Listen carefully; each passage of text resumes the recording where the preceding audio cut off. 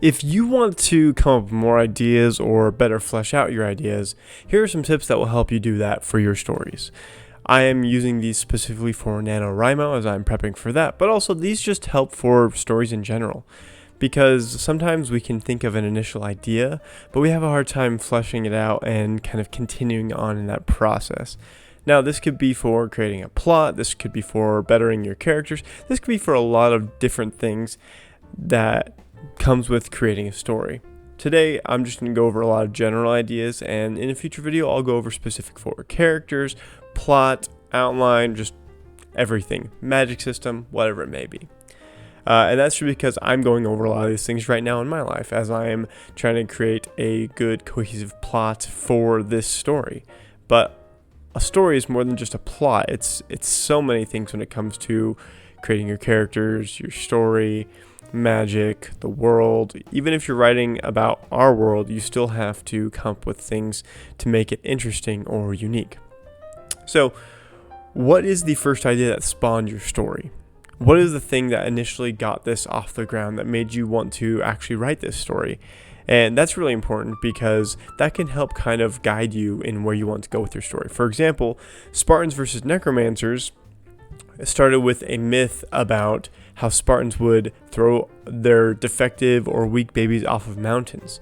And that was something that really spoke to me for some reason. It's a myth that I heard about for a long time, but I wasn't sure if it was real, if it was true, or what truth there was to it. And so I kind of took that. I was like, well, what if a necromancer just turned all those babies against the Spartans? And it definitely makes for some pretty horrifying imagery and something that I am not really used to writing, but something I'm really excited to write for. Next is talk to your friends and family.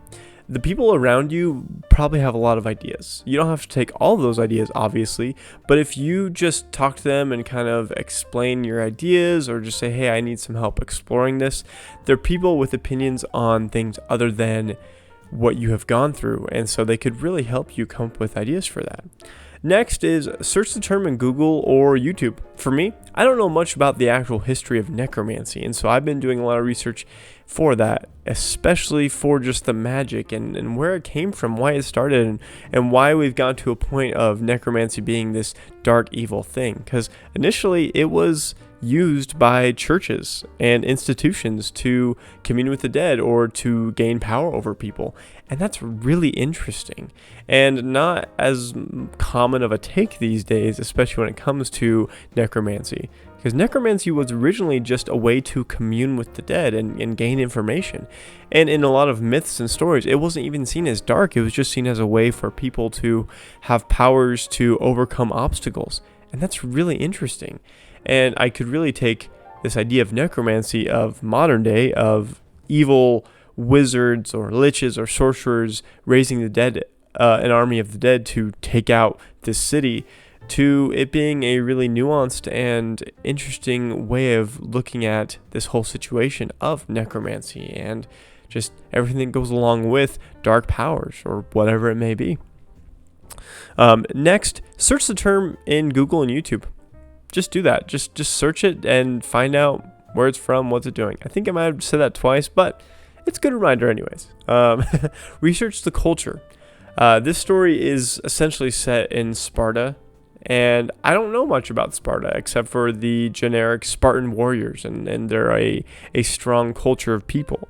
And so I'm going to be spending a lot of time learning about this. I am going to use a different reality, a different form, a different time of Spartans and Greece, but I still want to be good to the source material, be good to the culture itself.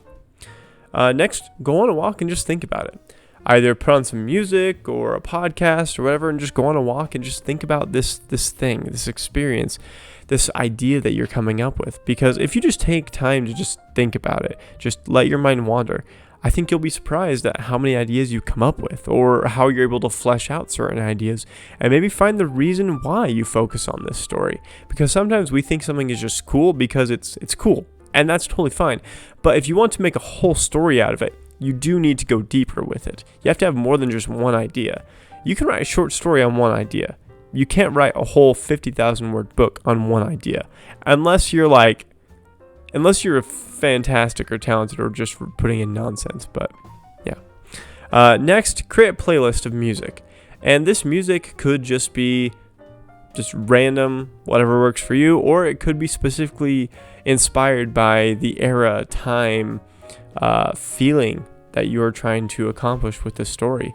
I'm probably going to use a lot of like scary stuff, because if I'm combining kind of the natural idea of necromancy and the more modern idea of necromancy, there's probably going to be some pretty terrifying things in that, just because raising the dead, dealing with dead, especially those that have been dead for a while, is nasty. It's some pretty nasty work. And this is definitely going to go against what I normally write, which is normally a bit more wholesome, a bit more fun. But I'm really excited for that reason. I think it has a lot of potential in that. So when you're creating music for this story, or just to help inspire you for this story, I would definitely say go in many different directions. Find out what could be interesting about it, what could be different about it that will work specifically for you in this story. Because you don't want your story to be generic and like everyone else's. It's your voice. Take the music that you think works and put it together. For example, Cowboy Bebop and jazz. Space cowboys and jazz. Something that I don't think a lot of people would have thought about, but works extremely well.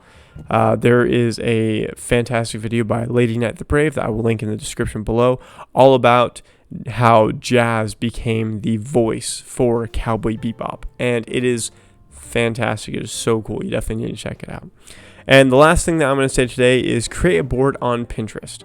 Pinterest, as I've talked about in a separate video, is a fantastic tool for creatives and writers to just fill out ideas, to gain inspiration for characters, for a story, for all these amazing things.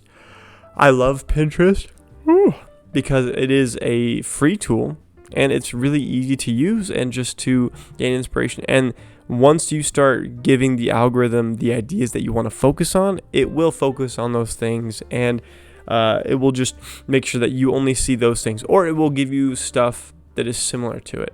And I just think that Pinterest is just a fantastic tool that I use almost every single day, and it does a really good job of generating those ideas for you. So these are my ideas, these are my thoughts on how to come up with ideas for your story and how to better flesh out those ideas.